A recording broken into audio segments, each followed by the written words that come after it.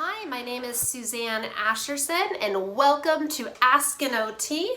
I am an occupational therapist with a clinical doctorate and I am a national presenter for Learning Without Tears. And today we're going to answer the question of my 4-year-old is getting frustrated and gives up when practicing her letters. What can I do to make it fun?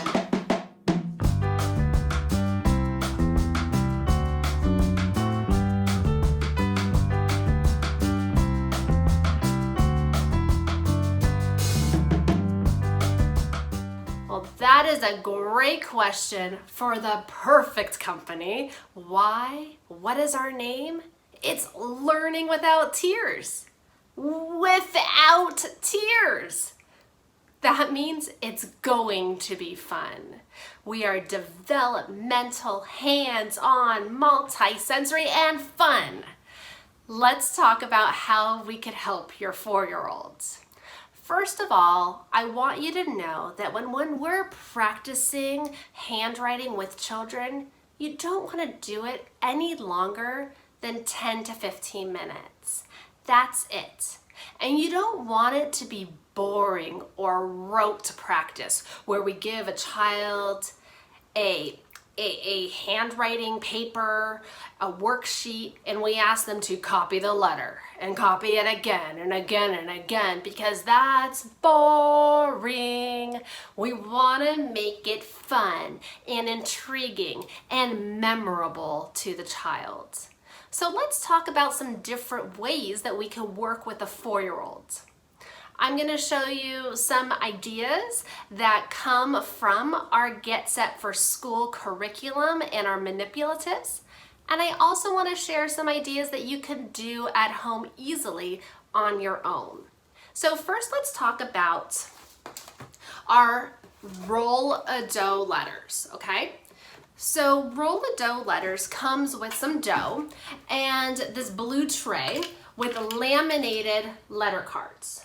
Okay, and with these laminated letter cards, we put it on here and the child gets to play with the dough. They roll the dough out into big line, big curves and little curves, and then they get to put their dough on top of the laminated card. What I love about this and what children love is they get to play with dough. And by playing with the dough, it's memorable, it's fun, but it's also strengthening their little fingers. You could even take it further, and after they lay their dough down, you could ask the child to go and to poke holes into their dough, right? To make that even more of a sensory experience. Now, these cards are laminated, which means we can really take this blue tray with the letter and practice with any sensory input. For example, I like to put salt or flour. I've put fake snow inside of this blue tray, shaving cream, anything. This becomes that tactile board where the child can then go with their fingers and they could trace that letter on top of whatever tactile medium you decide to put into this blue tray.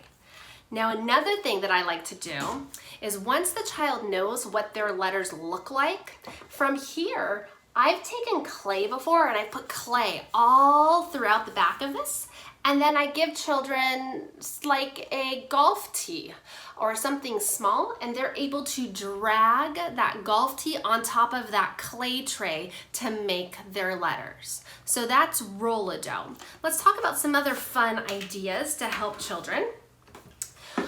I love to do anything that is big kinesthetic writing. So on our website, we have this download. This is a smiley face. The smiley face is the child's best friend because it helps children to know, where do you start your letters at the... If you said the top, you got it. So how this works is I go and I take my smiley face and I tape it at the top of a door frame. Now, all of a sudden, my door frame has become that mat or that blue tray with that smiley face there so that the child could go and air trace their letters. You could turn the lights off and do flashlight letters on the door, or take a laser and do laser letters there as well. It's just about doing big gross motor movements. And if your child doesn't know how to form it, you could be doing the letters and they could be tracing. I like to use puppets a lot when I work with children. And so this is the Magic C Bunny from Handwriting Without Tears. And Magic C Bunny, what did you say? You want to do air writing with everybody watching? Okay, what should we do? Okay, I'll tell them that first. He says that we're going to make the letter O, okay? And yes, I am totally talking to a bunny puppet. I am talking to the hand, and that is entertaining, and that's fun, and that's memorable for that 4-year-old. So back to talking to the bunny, he says, okay, point to his nose. So everybody, I want you to point to his nose for me, and we're gonna make the letter O. So ready? Here we go. Magic C, keep on going and stop. Did you make the letter O? Great. Wait, what did you say this time? You want to do silly voices? All right, silly voices. That's yet another great way to work on making learning fun. So what silly voices should we do? He says, squeaky voice. So here we go again. Let's make the letter O. Magic C. Keep on going and stop.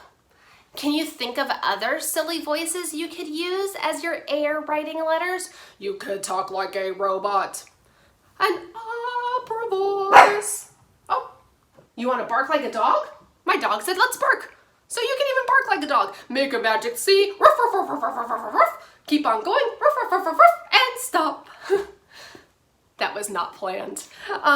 So yes, kinesthetic writing, air writing, silly voices, and what else? Well, you could have children practice their letters outside. Sidewalk chalk. Take a wet paintbrush and dip it in water and make those letters on the driveway. You can build your capital letters with pipe cleaners. And you could also take a plastic baggie and fill it up with gel, and then the children could trace their letters on top of that baggie and they're able to see their writing come through. So I hope this gives you some ideas of some fabulous ways to make learning fun for your 4-year-olds.